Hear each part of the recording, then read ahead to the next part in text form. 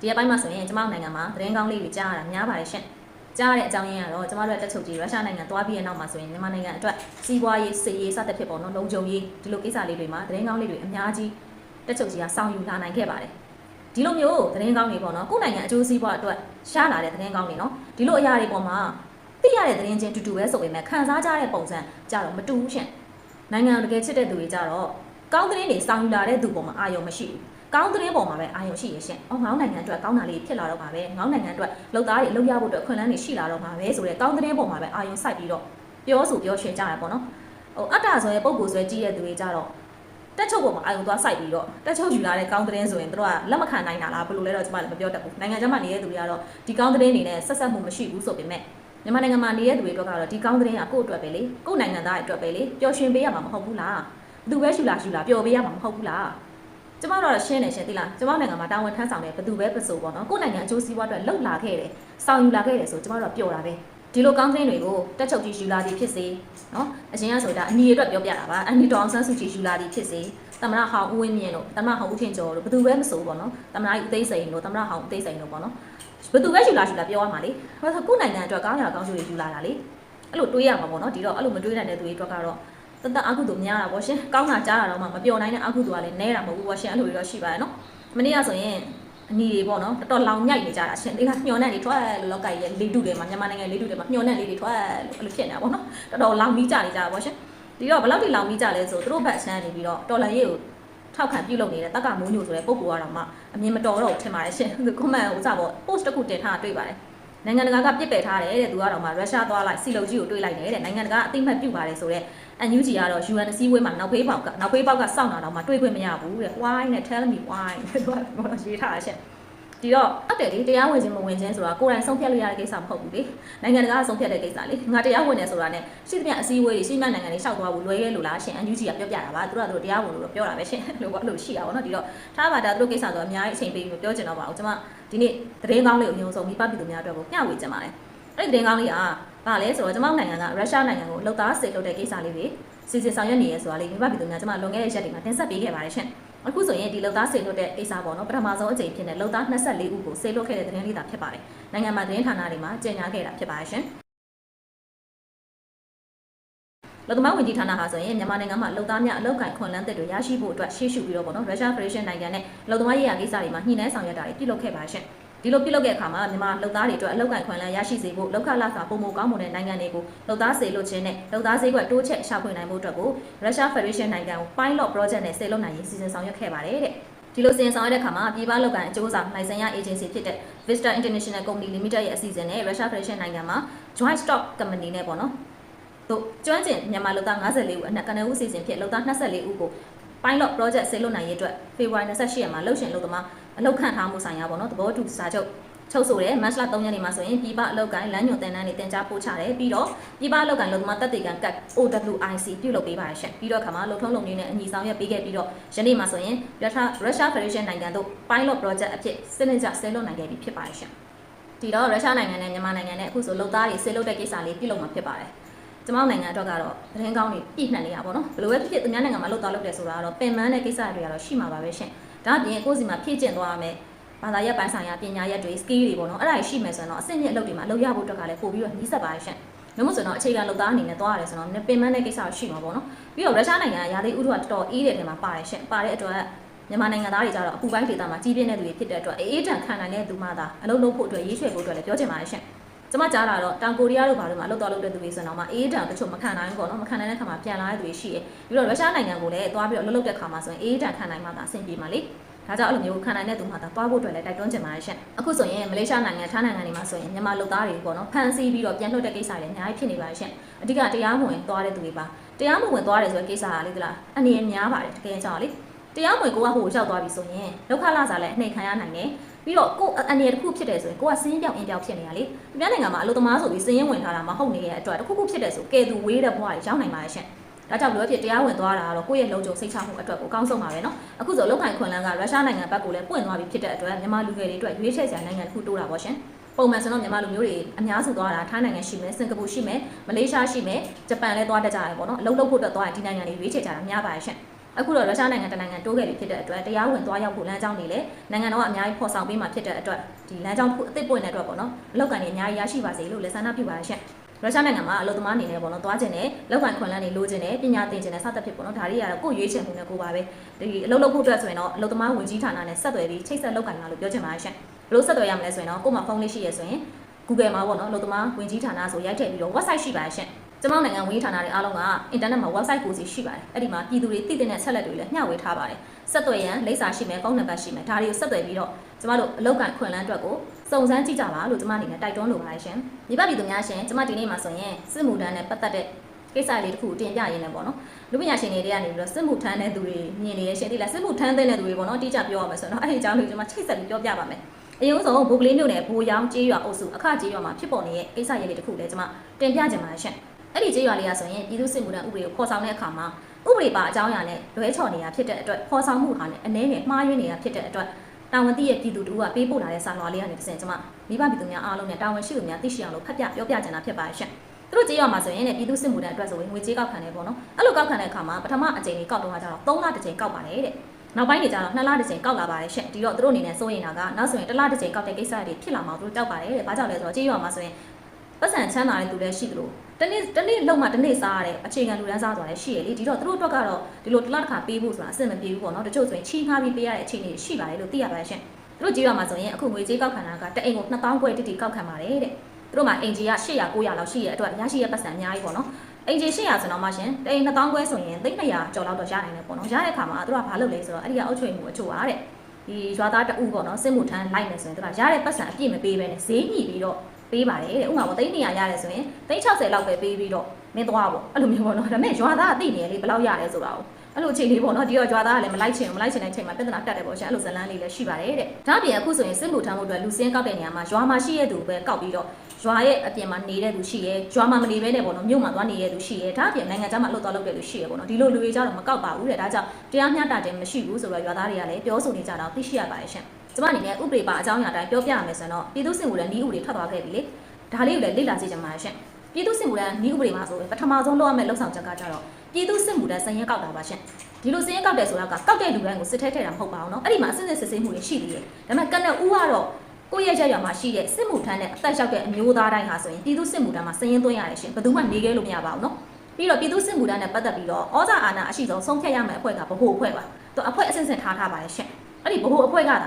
ါဒီစစ်မှုထမ်းနဲ့ပတ်သက်ပြီးတော့ဘယ်သူတွေခေါ်ရမယ်ဘယ်သူတွေကင်းလွတ်ခွင့်ရှိတယ်ဘယ်သူတွေရွှေဆိုင်ခွင့်ယာယီရွှေဆိုင်ခွင့်စသဖြင့်ပေါ့နော်ဒါတွေရှိတယ်ဆိုတော့ဆုံးဖြတ်ရတာဖြစ်ပါတယ်မြို့နယ်အဆင့်ရက်ကွက်အဆင့်ဆိုတာကရှိသမျှစရင်ကိုအမှန်တိုင်းယူပြီးတော့တင်ရတဲ့နေရာမှာပဲတာဝန်ရှိတာပါရှင်ဒါကြောင့်ဆုံးဖြတ်ပိုင်ခွင့်မရှိတဲ့သူတွေကိုငွေကြေးပေးပြီးတော့ရှောင်လွှဲတယ်ဆိုတာကအနာဂတ်မှာအဆင်ပြေမှုချောမွေ့မှုရှိပါမလားဆိုတာလည်းစဉ်းစားတဲ့ကိစ္စလေးသာဖြစ်ပါရှင်သူတို့ပတ်စံပေးလိုက်ခြင်းအဖြစ်ပတ်စံပေးလိုက်တာပဲရှိမှာတကယ်လည်းလာခေါ်လိုက်ရမှာပဲရှင်ဒါကတော့ကြီးရသူကြီးရသားရဲ့အခြေခံသိရမယ့်ကိစ္စပေါ့နော်အချွေမှုတွေအနေနဲ့လည်းကျမပြီးတော့စစ်မှုတန်းစုဆောင်တဲ့အခါမှာခက်ခဲရှိအောင်နားလည်ရရှင်ငွေကြေးကောက်ပြီးတော့ဝယ်ထည့်မယ်ဆိုတော့မှအဲ့ဒီကောက်တဲ့ပတ်စံမမှန်ကန်ပေးလေသူများစစ်မှုတန်းသွားပေးပါလေတရွာလုံးကိုစားဟုတ်တယ်မလားဘယ်ရပဲရလားရှင်းကျမပြောချင်တာရွာလူပဲညှိရွာပြင်ဘက်ကလူပဲသွားညှိဘယ်လိုပဲဖြစ်သူဒီစစ်မှုတန်းသွားပေးမှာမဟုတ်လား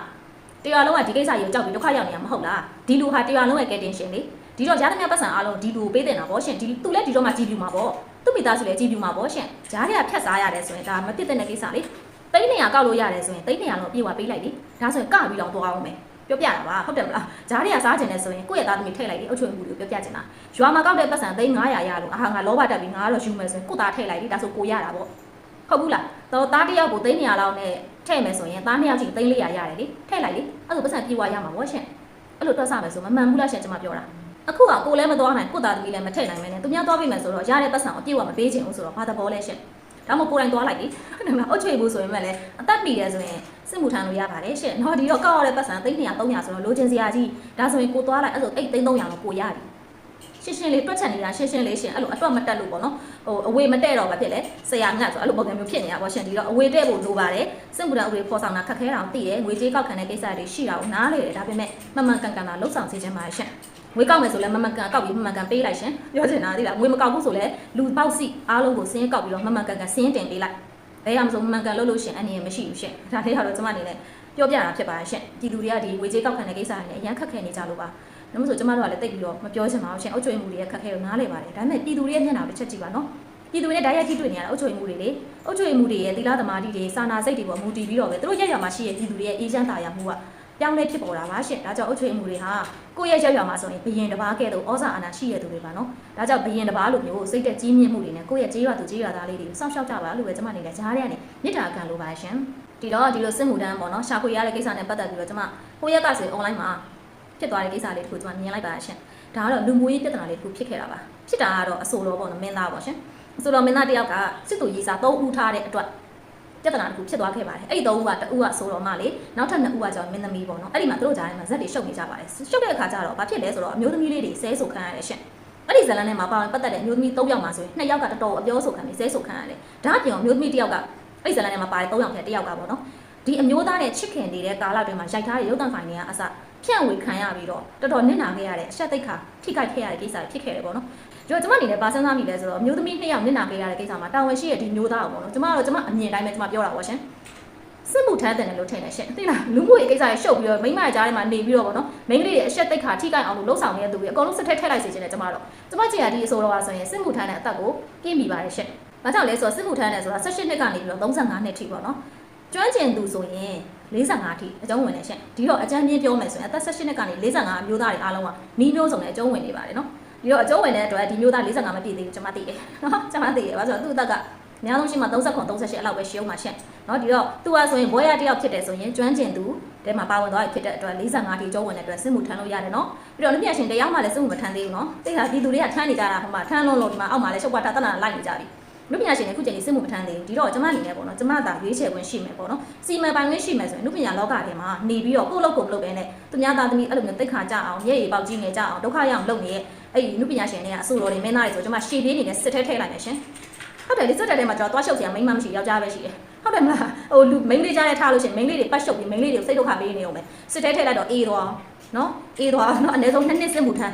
်းနိုင်ငံတော်ကရေးပေါ်ကာလဖြစ်နေမယ်ဆို9နှစ်တိတိစစ်မှုထမ်းရမှာအနည်းဆုံး9နှစ်အထဲမှာထည့်ထားလိုက်စစ်တက်လည်းထည့်ထားလိုက်မျက်စိနောက်တက်တာရောဒါကျွန်မအဲ့လိုပဲတွေးရပါတော့ဒီတော့ကျွန်မသာဥစားဖြစ်တယ်ဆိုတော့အဲ့လိုတွေပဲကျွန်မရွေးပြီးစစ်တက်ထည့်လိုက်ပါမင်းတို့သူများသားမျိုးသမီးမျိုးနာမည်ပြက်သိခါကြအောင်မင်းတို့လုပ်တယ်ဆိုရှယ်မီဒီယာမှာမင်းတို့လုပ်တယ်အပြင်မှာလုပ်တယ်ဆိုတော့လာခဲ့ဒါစစ်မှုတာထမ်းမယ်စစ်မှုလာထမ်းကျွန်မအဲ့လိုပဲလုပ်မှာဟုတ်လားဒါဆက်မိလို့ပြောပြရပါရှင်ဒီတော့လူပညာရှင်တွေစစ်မှုမထမ်းရသေးဘူးเนาะအခုချိန်တရားမှစစ်မှုမထမ်းရသေးရှင်အပတ်စဉ်30ကျော်သွားခဲ့ပြီเนาะနောက်ထပ်လာမယ့်ပတ်စဉ်တွေမှာလူပညာရှင်တွေပါဝင်စေချင်ပါတယ်အဲ့လိုပါဝင်တဲ့နေရာမှာဆိုရင်တော့ပေါက်ကက်လုပ်တဲ့လူပညာရှင်တွေဆိုရင်ထည့်ပေးလိုက်ပါစစ်တိုက်ဖို့မဟုတ်ဘူးเนาะလူပညာရှင်ကိုစစ်တဲထည့်တယ်ဆိုတာလေသိလားအနည်းဆုံးတော့လူပညာရှင်စစ်တဲဝင်တယ်ဆိုရင်တခြားလူငယ်တွေလည်းဝင်လာမှာပေါ့ရှင်เนาะနိုင်ငံရဲ့စံပြပုံကိုယ်တွေဖြစ်တဲ့နာလေသူတို့ကဟုတ်ဘူးလားသူတို့ကလူငယ်တွေရဲ့စံပြပုံကိုယ်လိုနေကြတာဆိုတော့တကယ်စံပြပုံကိုယ်ဖြစ်ဖို့အတွက်နိုင်ငံတော်ကိုထမ်းဆောင်ကြည့်လိုက်ပါအောင်ရှင်လူကြားထဲမှာနေပြီးတော့အဲ့လိုပေါက်လိုပဲစားလုပ်နေနေမှတူတူနိုင်ငံတော်ကိုထမ်းဆောင်လိုက်တော့တန်မိုးရှိရဲ့ယောက်ျားဖြစ်သွားတာပေါ့ရှင်ဟုတ်ဘူးလားကျွန်မတို့မြင်တဲ့အတိုင်းပြောမှာပဲเนาะပြောမှာပဲရှင်ဘာကြောင့်လဲဆိုတော့နိုင်ငံသားတာဝန်ဆိုတာကလူပညာရှင်ရဲ့တထေးရဲ့เนาะစင်ရဲသားရဲ့အခြေခံလူတန်းစားရဲ့ဆရာဝန်ရဲ့ဆိုပြီးခွဲခြားတာမရှိဘူးအားလုံးကြည်ပြောရမှာမျိုးသားရဲ့စစ်မှုထမ်းရမှာเนาะဒါကြောင့်အဲ့လိုမျိုးလူပညာလောကတွေမှာဇက်ရှုပ်နေတဲ့အရွယ်ကောင်းမျိုးသားတွေနေနဲ့စစ်မှုထမ်းမှုအတွက်လည်းနည်းနည်းပါစဉ်းစားကြပါအောင်လို့ပြောချင်ပါတယ်ရှင်တနေ့တော်တော်အားနေကြတယ်နဲ့တူပါတယ်เนาะသူများသားမျိုးသမီးမျိုးနီးမျိုးစုံနဲ့အဆက်ခွဲပြီးတော့တိုက်ခိုက်နေမယ်အတူတူစစ်မှုထမ်းကြပါလို့ဒါကျွန်မအနေနဲ့ဒီစစ်မှုထမ်းဥပဒေပေါ့เนาะခေါ်ဆောင်တဲ့အကြောင်းအရာလေးသတင်းလေးကိုတင်ဆက်ရင်းနဲ့အထူးတလည်းတိုက်တွန်းလိုက်ပါရစေရှင်မိဘပြည်သူများရှင်ဒီနေ့မှာဆိုတော့စစ်ဘက်ဆိုင်ရာကိစ္စလေးပေါ့နော်တင်ဆက်ဖြစ်နေရဖြစ်တဲ့အတွက်ကျွန်မတစ်ဆက်တည်းတင်ဆက်ပေးခြင်းတဲ့သတင်းလေးတစ်ခုရှိပါတယ်ရှင်အဲ့ဒီကတော့အခုတက်မလို့ဆိုရင်စက်တက်လေးထီးဆိုတော့တီထွင်ပြီးတော့အစက်မှတ်သမားတွေနှိမ်နှင်းနေတယ်ဆိုတာမိဘပြည်သူများအားလုံးသိပါပဲရှင်ဒီတော့စစ်ပွဲရဲ့သဘောတရားအရာဆိုရင်သူနိုင်သူချကိုနိုင်ကိုချပဲလေဒေတာတော့ရှိရပါတော့စစ်နဲ့စစ်မှာမတရားတာမရှိဘူးဆိုတော့ပါရှင်ကို့မှာအားသာတဲ့အချက်ကိုအသုံးပြုပြီးတော့စစ်ပွဲနိုင်ရရှိဖို့အတွက်တော့စူးစမ်းကြတာပဲရှင်ဒီတော့စက်တက်လေးထီးကဆိုရင်ညီမတက်မယ်ပဲစူးစမ်းမှုဖြစ်တဲ့အတွက်အောင်ပွဲတွေလည်းဆန်နိုင်ခဲ့တာမြင်တွေ့ရပါတယ်ဒီတော့စက်တက်လေးထီးဟာအချိန်ကာလတစ်ခုတည်းကိုဒီကျမ်းပတ်သမားတွေပေါ့နော်နှိမ်နှင်းနိုင်တဲ့အခါမှာကျမ်းပတ်သမားတွေဘက်ကလည်းကြောက်ရွံ့မှုတွေဖြစ်လာပါတယ်ဒီတော့တို့ဟာဆိုလေတို့တက်နိုင်တဲ့နီးလန်းတွေစူးစမ်းလာတာမြင်ရပါရှင့်မကွေးတိုင်းမြိုင်မြို့နယ်မှာဆိုရင်ဒီစက်တက်လေးထီး2စီးကိုပေါ့နော် Wi-Fi နဲ့ပြစ်ခတ်ပြီးတိုက်ခိုက်ခဲ့တဲ့ပုံစံဖြစ်ပါရှင့်အဲ့လိုပြစ်ခတ်တိုက်ခိုက်တဲ့အတွက်အဲ့ဒီထီးမောင်းတဲ့သူကပေါအောင်ကြီးထိသွားတယ်ဆိုပြီးတော့မြိုင်ပကဖအဖွဲ့ကနေပြီးတော့ထုတ်ပြန်ထားတယ်ပေါ့နော်ထုတ်ပြန်တော့တို့ပြောတာပါရှင့်ဒီတော့စက်တက်လေးထီးကအမြင့်မှာဆိုတော့ဒီလိုတနက်နဲ့ပြစ်လို့ထိလားမထိလားဆိုတော့ကျွန်မသိမပြောတတ်ဘူးရှင့်ထိကောင်းလဲထိနိုင်တာပေါ့နော်တို့လည်းလက်နက်တွေကိုအမြဲတမ်းရအောင်စူးစမ်းနေရဆိုတော့ဝေးပြစ်နိုင်တဲ့တနက်တွေကလက်ထဲရောက်သွားရင်တော့ထိကောင်းထိနိုင်တယ်ရှင့်ဒီတော့ပေါအောင်ထိလားမထိလားတို့ဘယ်လိုသိရလဲဒီကိစ္စလည်းစဉ်းစားကြရပါရှင့်ဒီတော့ကျွန်မအဲ့ပိုင်းလေးတွေးမိရပါတော့တွေးမိတဲ့အခါမှာဆက်လက်ပြီးဖတ်ရှုကြည့်တဲ့အခါမှာဆိုရင်ရေးထားတာကတို့ကဒီပေါအောင်မှာပေါ့နော်ဒဏ်ရာရသွားရဲဆိုတော့တို့ကဖရဲသီးတွေကတစင်သိရတယ်ဆိုတော့သိရပါတယ်ရှင့်အဲ့ဒီစက်တက်လေးဒီမောင်းတဲ့အမျိုးသားရဲ့တက်မတော်သားရဲ့ပေါ့နော်နာမည်ကိုတော့မှတို့ကသိထားတယ်ရှင့်တို့သတင်းထဲမှာတော့ဒီနာမည်ထည့်သွင်းရေးသားထားတာပေါ့နော်ဒီတော့ကျွန်မအနေနဲ့ပြောချင်တာတက်မှာတော့ဖရဲသီးကိစ္စတွေကတော်တော်ဇလန်းရှုပ်ထွေးနေပါတယ်ရှင့်တက်မတော်အနေနဲ့ကတော့အသက်နဲ့ရှင်ရတဲ့စစ်ပွဲတွေတိုက်ခိုက်နေတာဖြစ်တဲ့အတွက်တစ်စပေါက်လောက်တွေလည်းအများဆုံးဖယ်ရှားတင်ပါတယ်ရှင် ကျမအနေနဲ့အရေးတွက်ဘယ်လောက်ထိရှိတယ်ဆိုတော့မပြောတတ်ဘူးဆိုရင်လည်းရှိတော့ရှိနေအမှန်ကန်ပဲအဲ့ဒီရှိနေတဲ့သူတွေသစ္စာမဲ့မှုကြောင့်ဆုံးရှုံးရတဲ့တက်မတော်သားတွေရှိလာမယ်ဆိုရင်တက်မတော်ရဲ့နစ်နာမှုပါပဲနိုင်ငံတော်ရဲ့နစ်နာမှုပါပဲရှင်ဒါလေးကိုလုံးသက်ပါတယ်ပြီးတော့အခုဆိုရင်တို့ကစက်တက်လေးထီကိုအရန်ကြောက်ကြတယ်ကြောက်တော့တို့အချင်းချင်းပေါ့နော်စက်တက်လေးထီနဲ့ပတ်သက်တဲ့ဘူးတူတာတွေမျှဝေရရှိတယ်ပြီးတော့ဒီစက်တက်လေးထီကိုဘယ်လိုပြန်ပြီးတော့တိုက်ခိုက်မလဲဆိုတာတွေတို့စပြီးလုပ်နေပါပြီရှင်ဒါကြောင့်မြန်မာတက်မတော်အနေနဲ့လည်းစက်တက်လေးထီကိုပေါ့နော်အခုတက်ပို့ပြီးတော့ upgrade တွေပြင်သွားပြီးတော့ပေါ့နော်တိုက်ခိုက်မှုတွေအောက်ကပြစ်တာတွေခံနိုင်ရှိအောင်လို့အစင်စင်တီထွင်စမ်းသပ်မှုတွေနဲ့လှုပ်ဆောင်တဲ့နယ်လို့ကျွန်တော်အနေနဲ့မြင်ပါတယ်ရှင်ကျမအနေနဲ့အခုလိုမျိုးရှာဖွေတင်ဆက်တယ်ဆိုတာကမြန်မာတက်မတော်သားတွေရဲ့အသက်အိုးအိမ်စီးစိမ်ကိုကျမတို့စိတ်ပူတဲ့အတွက်ပဲဖြစ်ပါတယ်ဒီချိန်မှာမြန်မာတက်မတော်သားတွေကရှေ့တန်းစစ်မြေပြင်တွေမှာအသက်နဲ့ရင်းမီတာဝထမ်းဆောင်နေရတာဖြစ်ပါတယ်ဒီတော့တချို့ຢာလေးတွေမှာသတိမမှုဂူးမမြင်ဖြစ်မှာဆိုတဲ့အတွက်ဟိုကောင်လေးဘက်ကဘာတွေလုပ်နေပြီလဲဆိုတာလေးတွေကိုကျမတို့စူးစမ်းပြီးတော့တင်ဆက်ပေးတာဖြစ်ပါတယ်ရှင်အခုဆိုရင်ဒီကောင်လေးကစက်တက်လေးထီကိုကြောက်တဲ့အတွက်ဒါကိုတို့တန်ပြန်ပြီးတော့ပေါ့နော်တိုက်ခိုက်နိုင်ဖို့အတွက်ကိုစူးစမ်းလာပြီဖြစ်ပါတယ်ဒီစူးစမ်းမှုဟာအပြည့်အဝမအောင်မြင်ဘူးဆိုတော့မှအနေနဲ့အောင်မြင်နေဆိုတော့မှပေါ့နော်ဒါစက်တက်လေးထီမောင်းနဲ့တက်မတော်သားတွေအသက်အန္တရာယ်ဖြစ်မှာစိုးတယ်ဒဏ်ရာရမှာစိုးပါရဲ့ရှင်ဒါကြောင့်ကျမတို့အနေနဲ့အခုလိုမျိုးတင်ဆက်ပေးတာဖြစ်ပါတယ်ရှင်တက်ဆက်ထက်ပြောချင်တာကတော့ကျမတို့ရဲ့တက်ချုပ်ကြီးအခုရုရှားနိုင်ငံသွားတဲ့အခါမှာစစ်ဘက်ဆိုင်ရာဤပညာတွေပေါ့နော်ဒါလေးတွေလည်းညှိနှိုင်းဆောင်ရွက်မှုတွေရှိလာခဲ့မယ်လို့ကျမတို့မျှော်လင့်ပါတယ်ရှင်ဒါကြောင့်ကျမတို့တက်မတော်အတွက်ပုံပုံကောင်းမွန်တဲ့လက်နက်ပစ္စည်းတွေပုံမအဆင့်မြင့်တဲ့ဤပညာတွေပေါ့နော်ဂျိုးတို့ဤပညာတွေပါလေးပါပေါ့ရှင်ဒီမှာရန်သူတီတွေအောင်တိကျကြည့်နိုင်တဲ့ဟာတွေကအစရရှိလာခဲ့မယ်ဆိုတော့အကောင်းဆုံးပေါ့ရှင်ဒါဆိုရင်တော့တက်မတော်သားတွေထိခိုက်နေတာမျိုးနည်းပါးဆောင်နဲ့စစ်ရေးတွေကိုအောင်မြင်ဆောင်ဖော်ဆောင်နိုင်မှာဖြစ်ပါတယ်ကျမတော်တော့စစ်ရေးတဲ့ဆိုမတင်ဆက်ချင်အောင်သိလားဒါပေမဲ့လေဒီကမတင်ဆက်ရှင်တဲ့အကြောင်းရင်းအသက်တွေနဲ့ဆိုင်တော့လေဒီလားအသက်တွေနဲ့ဆိုင်တော့ကျမတို့ကဒီစစ်ရေးသတင်းပေါ်မှာဝမ်းသာခြင်းဝမ်းနည်းခြင်းဆိုတာနဲ့မတင်ဆက်ချင်ဘူးအချက်လက်တွေလောက်ပဲပြောချင်တာပေါ့နော်ဒီတော့ဒီနေ့တင်ဆက်ရတော့တက်မတော်သားတွေနစ်နာမှာစိုးတဲ့အတွက်ဒီကောင်လေးရဲ့လှုပ်ဆောင်ချက်တွေကိုကျမတင်ဆက်ပေးတာဖြစ်ပါတယ်ကျမရဲ့စိတ်ရင်းအတိုင်းဆိုတော့ဒီစစ်ပွဲတွေမြန်မြန်ပြီးစေချင်တယ်သိလားကျမတို့နိုင်ငံသားချင်းချင်းဒီလိုဖြစ်နေရတာဘလို့မှစိတ်ထဲမှာတရက်မှမနေပျော်ပါဘူးရှင်တော်တော်စိတ်ညစ်ရပါတယ်သိလားသူတို့ဘက်ကသေးတာမြင်လဲကျမမှာတနာကိုယ့်ဘက်ကသေးတာမြင်လဲကျမမှာတနာအဲ့လိုဖြစ်နေတာဂျားတွေကပြည်သူကထိခိုက်တယ်ဆိုတော့ကျမမှာတနာဘာမြင်တနာနေရတာစင်မေပြေးမနေဘူးပေါ့နော်အဲ့လိုတော့ရှိပါရဲ့ရှင်ဒီတော့ဘလို့ပဲဖြစ်ဖြစ်ဒီစစ်ပွဲတွေမြန်ပြီးသွားတော့လေတိတ်ဆုံးရတဲ့အရှိအတွက်တွေနေသွားတာပေါ့ရှင်နေသွားတဲ့ခါကျတော့ကျမတို့နိုင်ငံတိုးတက်ဖို့အတွက်လည်းအချိန်ပေးရအောင်မယ်လောက်အောင်မယ်လေဟုတ်တယ်မလားအဲ့လိုလည်းရှိပါရဲ့ရှင်ဒီတော့တက်မတော်သားတွေလည်းထိခိုက်မှုနည်းစေခြင်းနဲ့စစ်ပွဲမြန်ပြီးတော့ရွာသူရွာသားတွေဘက်ကလည်း PDF တွေမဖြစ်လာတော့ဘူးဆိုရင်တို့လည်းသိတာမရှိတော့ဘူးပေါ့ရှင်ဟုတ်တယ်မလားကျမအဲ့လိုပဲစဉ်းစားပါတယ်ဒီတော့တက်မတော်ကမြန်ဆန်ဆန်သာလောက်လိုက်ပါတော့လို့ပဲပြောလိုက်ချင်ပါတော့တယ်ရှင်မြန်ဆန်သာရှင်းလင်းလိုက်ပါတော့ပေါ့နော်ဒီလိုအရန်ဆိုရင်ရှင်းလင်းသွားပြီတို့လည်း PDF တွေမဖြစ်ကြတော့ဘူးအေးချမ်းချမ်းနေကြတော့မယ်ဆိုရင်တက်မတော်သားတွေလည်းအနေနဲ့ကင်းပြီးရွာသူရွာသားတွေလည်းစိတ်မညစ်ရတော့ဘူးတိုင်းပြည်လည်းစစ်ပေးဒုက္ခမဖြစ်တော့ဘူးပေါ့နော်အရာအလုံးကောင်းသွားမှာရှင်အရာအလုံးကောင်းဖို့ဆိုတာစစ်ပွဲမြန်ပြီးပြတ်မှာတာဖြစ်မှာပါစစ်ပွဲမြန်ပြီးပြတ်ဖို့ဆိုတာကလည်းတစ်ဖက်ဖက်မှာနိုင်မှဖြစ်မှာပါရှင်နိုင်တာတော့မှဒီတိုင်းလေးဟိုမတိတ်မရိမ့်နိုင်တာမဟုတ်ပဲနဲ့ပြတ်သားနိုင်မှသာဖြစ်မှာပါရှင်ဒါကြောင့်ကျမတို့ကဒီပိုင်းလေးကိုပဲတိုက်တွန်းပြီးတော့တင်ဆက်ချင်ပါရှင်ဘယ်သူမှတာစီနာစီလို့နဲ့တင်ဆက်တာမဟုတ်ပါဘူးဘယ်သူမှသိစလို့တဲ့စိတ်လည်းတကယ်မရှိရအမှန်ပါပဲဒါပေမဲ့စစ်ပွဲပြီးသွားရဲဆိုရင်တော့အကောင်းဆုံးပေါ့နော်ဒါကြောင့်ကျမတို့ကရှောင်ပြေးပြီးတော့အခုလိုမျိုးရန်သူဘက်ကလုတ်တဲ့လှုပ်ဆောင်ချက်လေးတွေပေါ့ရှင်ဒါလေးတွေကိုကျမတို့တင်ဆက်ပေးတာဖြစ်ပါရှင်ကျမတို့နိုင်ငံမှာစစ်ပွဲတွေအများဆုံးပြီးသွားပါစေလို့လည်းကျမတို့ကအမြဲတမ်းဆန္ဒပြုဆုတောင်းပါတယ်ရှင်ကျမတို့ brand leader တဲ့သတင်းတင်ဆက်မှုတွေကိုနေ့စဉ်နေ့တိုင်းအားပေးခဲ့ကြတဲ့မိဘပြည်သူများအားလုံးစိတ်ချမ်းသာကိုကြမှာကြပါစေကျမတို့နိုင်ငံမှာဖြစ်ပွားနေတဲ့လက်နက်ကိုင်ဖိပတ်ကအများဆုံးချုပ်ငြိမ်းသွားပြီးတော့ကျမတို့အေဂျင့်ပျော်ရွှင်တဲ့နေ့ရက်လေးတွေကိုမိဘပြည်သူများအားလုံးနဲ့အတူရောက်ရှိနေထိုင်နိုင်ပါစေလို့ကျမတို့